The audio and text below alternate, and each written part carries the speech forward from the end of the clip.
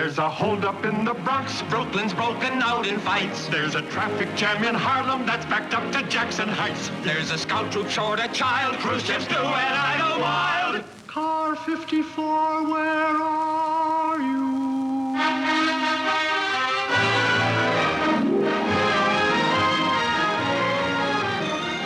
Tonight's program brought to you by Tide. Your wash gets cleaner every week with Tide. And by new push-button Lilt, the only home permanent that waves your hair with foam.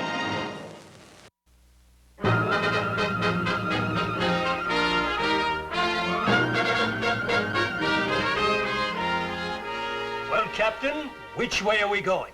Have you planned the president's route? Yes, Commissioner. We pick the president up at Idlewild Airport. Take Van Wyck Boulevard, Long Island Expressway, Midtown Tunnel up First Avenue to the UN building. How does that sound to the Secret Service?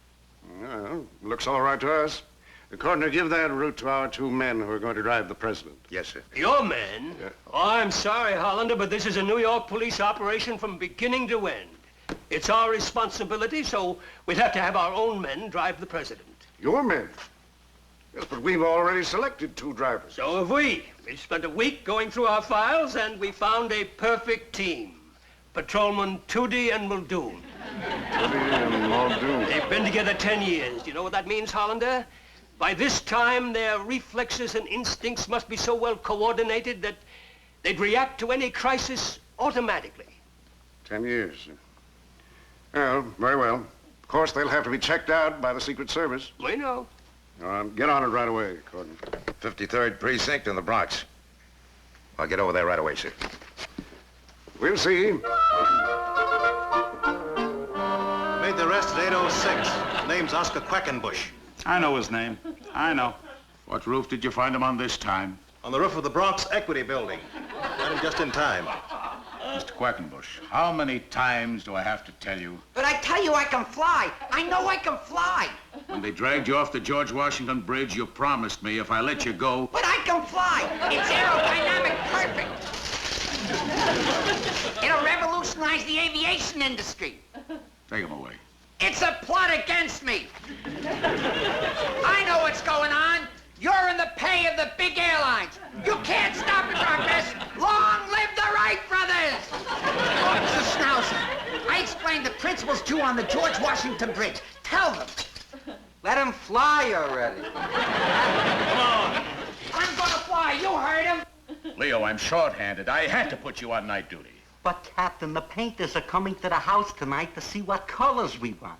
If I leave it to that woman I'm married to, Mrs. Harper's Bazaar, I'll be living in the rainbow room. Well, let's see. Maybe I can shift O'Hara for tonight. Oh, no. O'Hara's going to a bar mitzvah. Let me see. 53rd Precinct, Sergeant Feldman. Who? Yes, sir. Yes, sir. Captain Block. It's the commissioner. The commissioner? He wants to talk to you. Me? Are you sure he wants to talk to me? He said he wants to talk to you. Leo, quick, into my office. Feldman, if you've been keeping something from me. Hello? Captain Block? Commissioner Brody. Yes, Commissioner. Yes, sir.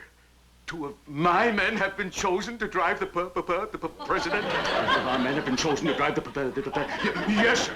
This is a great honor for the 53rd Precinct, sir. Now, if you'll just give me their names. Patrolman Toody and Muldoon. Captain Block. Captain Block. What is it, Captain? He chose Toody and Muldoon. That's right, Toody and Muldoon. And, Captain, there's a Secret Service inspector, Cordner, on his way down there now to check them out. I have reason to believe that he's going to try to find anything he can wrong with them so they can put their own men in as drivers. Now, remember, Captain, nothing must go wrong. Yes, sir. Toody and Muldoon. And nothing must go wrong. Toody and Muldoon are going to drive the president from the airport? Out of 24,000 policemen in New York, headquarters has to choose Toody and Muldoon to drive the president. He'd be safer flying with Mr. Quackenbush. 15 years I've waited here for the big opportunity. Toody and Muldoon. Now, what could go wrong? They can drive. And there'll be a police escort. They won't get lost. Send in Toody and Muldoon. Don't worry, Captain. Everything is gonna be all right. All right. The president and Toody in the same car. I can see it now. After listening to Toody babble for half hour, the president will open the UN saying, "Nations of the world, ooh, ooh." Tell him to shut up. And after all, Muldoon is gonna be there. Muldoon is a college man. He's as steady as a rock. You're right. How am I going to break it to Toody that he's been chosen to drive the president? He'll have a nervous breakdown. He lost control of the patrol car when he passed Yogi Berra on the Bronx River Parkway. Toody will break up. Wait, there's one chance. Maybe Toody doesn't know who the president is. I think he knows. I heard some of the guys mention the president's name, and Toody didn't seem surprised. Somebody must have told him. We got a lot of big mouths in this precinct. Hey, here, Schnauser, get behind Toody to catch him. Come in. Did you want to see us, Captain? Yes. Something came up. I thought I'd mention it. What is it, sir? Well, nothing. But Sergeant Feldman said that you wanted to see us. Well, so I do. Toody, Toody, do you feel all right? Oh, fine. Good. I'll come right to the point. I just got a call from the commissioner. To make a long story short, you and Muldoon have been chosen to drive the Wouldn't you like to sit down, Toody? No. Who we chosen to drive? You and Muldoon have been chosen to drive the President of the United States from the airport to the UN building. Does that mean that we have to wear ties? Regular uniform. I'm proud of you, Toody. You took this like a man. Isn't that true, Muldoon? Muldoon! Francis, Schnauser, get some water. Can't understand it. It must be the patros that he had for lunch over at that Busy Bee diner. Quiet. It was that ticket we gave the cook for double parking. I knew he'd strike back.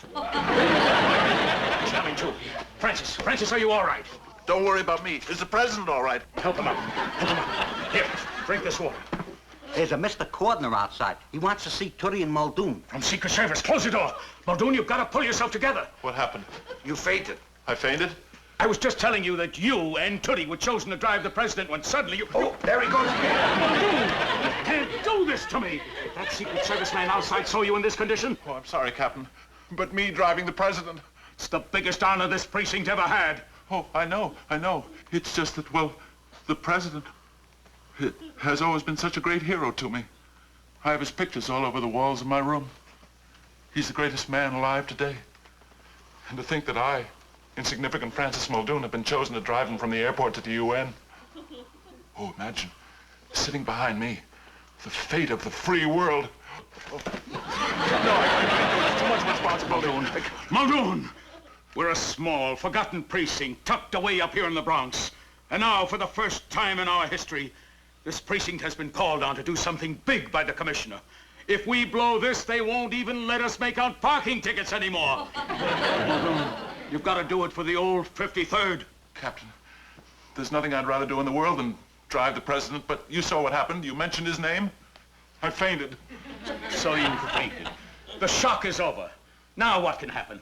Oh, I know what's going to happen. What? If the president's name is mentioned in the car... Yes? I'll get car sick. He'll get car sick. I've got to call the commissioner and tell him the man he picked to drive the president will get car sick. Wait a minute. Maybe the president's name won't come up. That's right. The president won't mention his own name. He's not that kind of a guy. He'll just be sitting in the back waving. What about that Secret Service man outside who's waiting to check you two out? He'll just be talking to Toody and Muldoon. That's right. He's just going over the route. He'll be naming streets. As long as the president's name isn't mentioned. Now, how about that, Muldoon? I'll try, sir. Good boy. Now, remember, Toody, don't mention you know who. I know who. The vice president's boss. The president of the United States.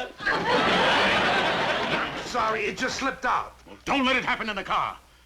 And until this assignment is over, as far as you're concerned, this country is a kingdom. Yes, sir. Don't worry about nothing. I'll take care of everything.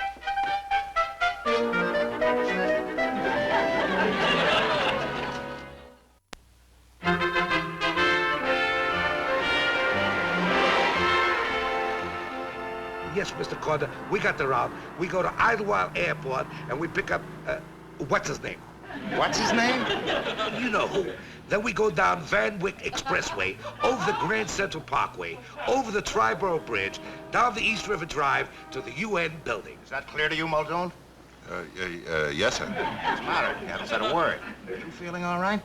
Oh, he's fine. He concentrates on the driving, and me, I do the talking for the both of us. You certainly do. All right, boys. I think you should know something about the man you're going to drive. The president... Wait. What is it? Oh, I got a better route.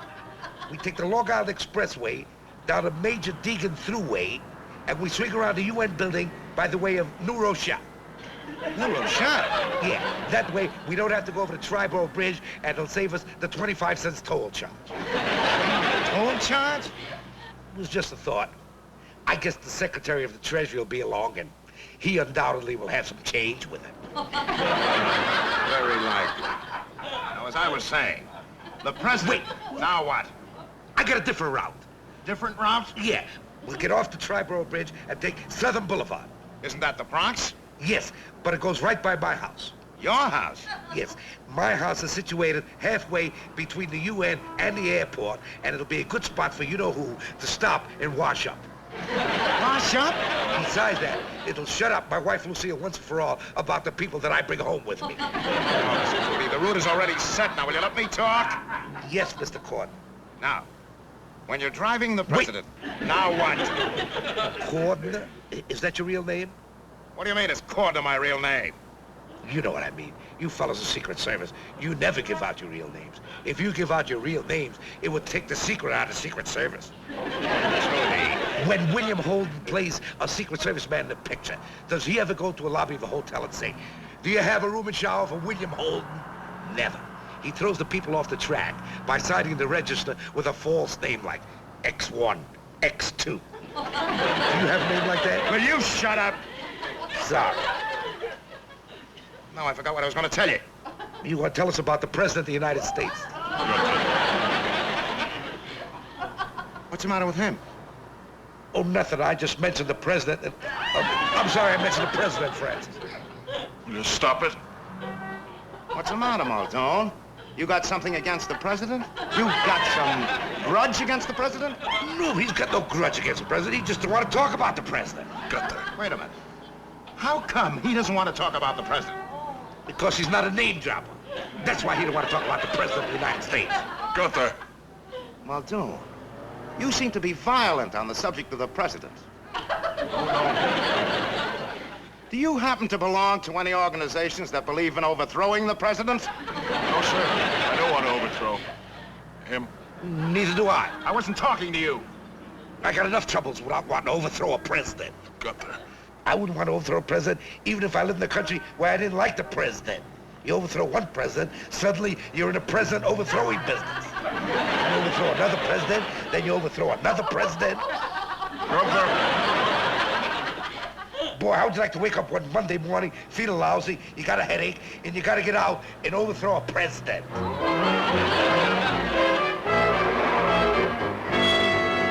have we stopped?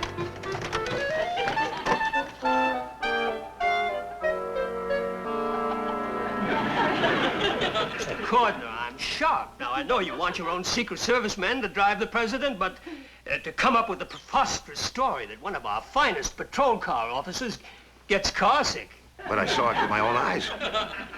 Muldoon got carsick.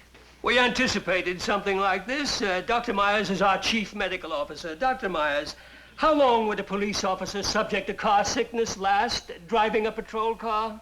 At most, a week. And how long has Muldoon been driving a patrol car? 10 years, 4 months, and 3 days. Well, Mr. Cordner? Chief, I saw him. That's enough. Let's go. But, Chief, I tell you, I A saw him. patrol car officer getting car sick. Are you all right? Chief, I tell you, I saw him. He was swaying all over the place. Yes, Commissioner. Muldoon, car sick? That's ridiculous. Oh, don't you worry, sir. We're staying right on our toes. Thank you. Gordon is coming back to finish checking you out this afternoon. Captain, I can't. Muldoon, you've got to go through with it. The commissioner himself went to bat for us. Muldoon, it's too big an honor for the precinct to give up on. There's got to be a cure for car sickness. Toody, take him to a doctor. Wait a minute. What is it? If a policeman reports to a doctor, the doctor has to report the visit to headquarters, so headquarters will know he gets car sick. We're cooked. Unless we take somebody to the doctor, and he tells the doctor that he gets car sick, and whatever the doctor recommends, we give it to Muldoon. Good thinking. Now, unofficially, I know nothing about this. Do you understand? You're in the dark. Now, who do we take to the doctor? How about Wallace? No, huh? How about Nicholson? How about O'Hara? He always looks like he's car sick anyway. I got the guy, Sergeant Feldman. Say you get car sick, huh? I get car sick. Are there any special circumstances that bring about this feeling? Special circumstances? Well, you see, Doctor, it's a feeling of tension. It gets him right here. Who asked you? I tell him everything. If he says I'm tense, I'm tense. If he says it gets me here, it gets me here. How else do I feel? Doctor, the way you describe it to me, it's a feeling of panic, a feeling of impending disaster. Is that the way you feel? He took the words right out of my mouth. Sounds like a simple case of occupational tension. Have them fill this out at the pharmacy. What's that, Doctor? They're tranquilizers. The minute you feel tense, just pop one in your mouth. It'll relax you. Yes, sir. The minute I get, that he feels tense, he'll pop one in my mouth. I mean, in his mouth. Wait a minute. That's $5. $5? And that's only because you're in uniform. Thanks. Doctor, I would like a receipt. That's it. Hold it at an even 45 miles an hour. That'll make the airport to UN run exactly 23 minutes. Don't worry. We'll make it right on the nose. Won't we, Francis? We certainly will. 5, that's a good speed. You're not crawling and it's perfectly safe. Besides, safety is the main thing. Because after all, you know who'll be sitting back here. We know who. What's his name? Now, let's not start that again. It's not what's his name, it's not you-know-who, it's not that certain party. It's Mr. President. And as President of the United States, he's entitled to the courtesies due the President of the United States. Brother, what a one-track mind. Is that the only word you can say? The President? The President? The President? What's wrong mentioning the President? That's who you're going to be driving, isn't it? We know who we're going to be driving, and if he sits there in the backseat and keeps his mouth shut, we'll get him to the UN. Gunther, I'm sorry. if Mr. Cordner wants to mention the president's name, why shouldn't he? You mean? Everything's fine. I mean, it's Mr. Cordner's job. And what a job it is, Mr. Cordner, being responsible for the President of the United States. Well, thank you. You're welcome. Sometimes maybe the tension is a little too much. You start imagining things. Like yesterday about Muldoon being car sick. What a jerk I look like when I tried to tell the commissioner and my chief that a policeman who's been driving a car for 10 years gets car sick.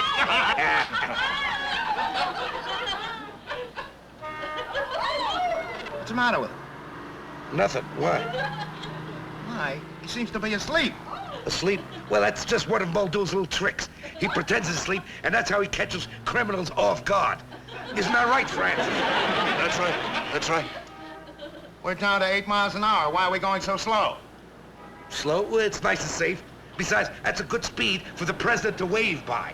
8 miles an hour?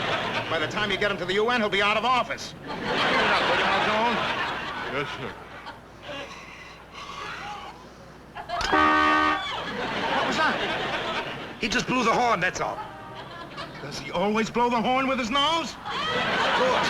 That keeps his hands free for gunplay. Boy, don't you know anything about modern police methods? Maybe not, but I know a man who's falling asleep, and he's falling asleep. Fall asleep? He thinks you fall asleep, Francis. Sleep. He thinks you fall asleep. Asleep! Why'd you start the siren?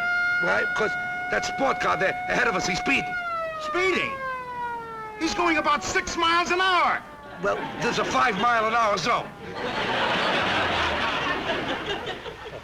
Nice work. Now go get him, Tiger.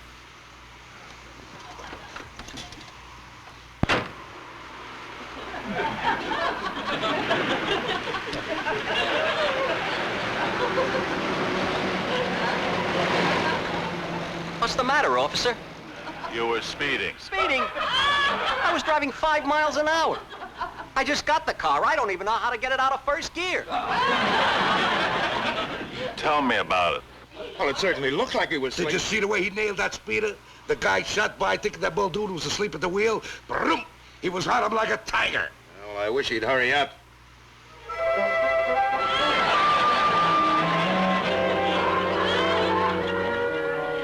You gotta believe me. I tell you, Muldoon fell asleep. He fell asleep on the hood of the sports car right in the middle of the Long Island Expressway.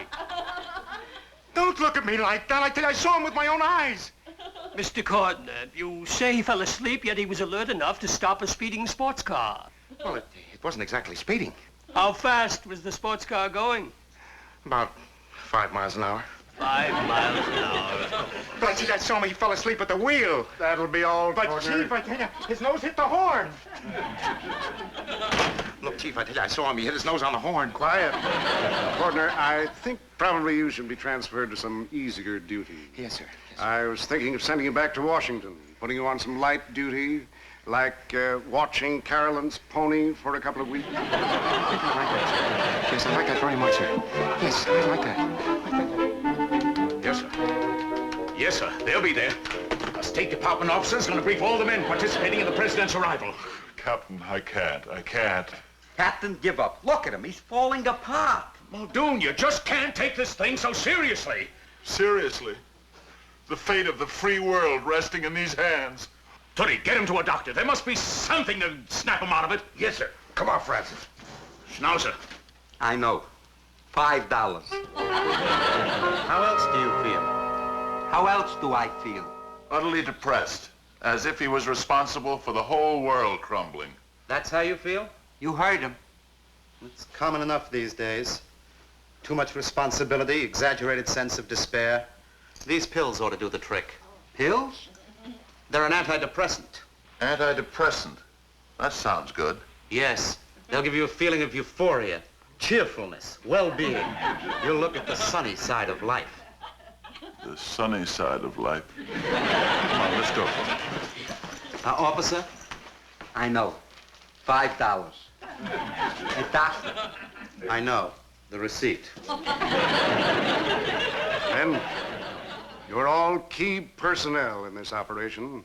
That's why you're here. To impress you with the importance and signification of this assignment, here is Mr. Haywood Presnell of the State Department. Men, you have been carefully picked and screened for the most important of missions, the guarding of the President of the United States.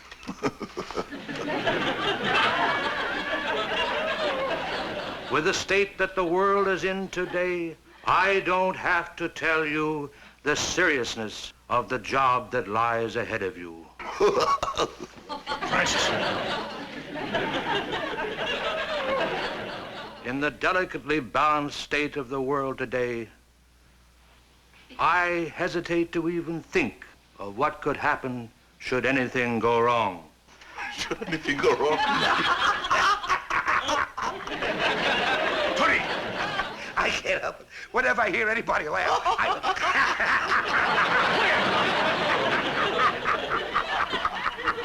The fate of the president. The fate of the president?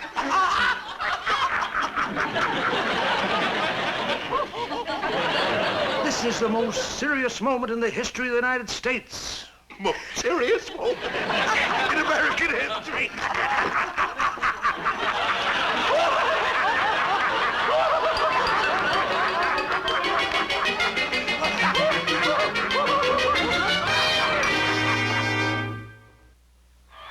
And here is the president after his triumphant message to the UN, being driven back to the airport where his plane waits to take him back to the nation's capital. So ends a most successful mission. Before we conclude, we must mention the magnificent job the New York police did in escorting the president to and from the United Nations. And now back to our studios.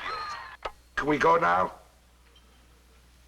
Not until we get word that the president is safely back in the White House.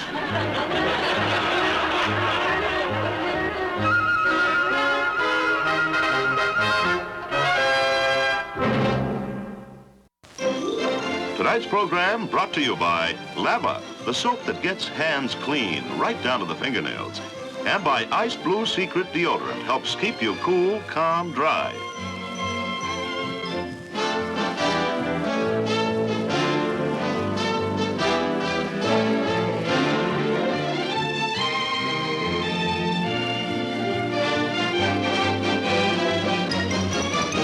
There's a holdup in the Bronx. Brooklyn's broken out in fights. There's a traffic jam in Harlem that's backed up to Jackson Heights. There's a scout troop short a child. Cruise ships do it idle wild. Car 54, where are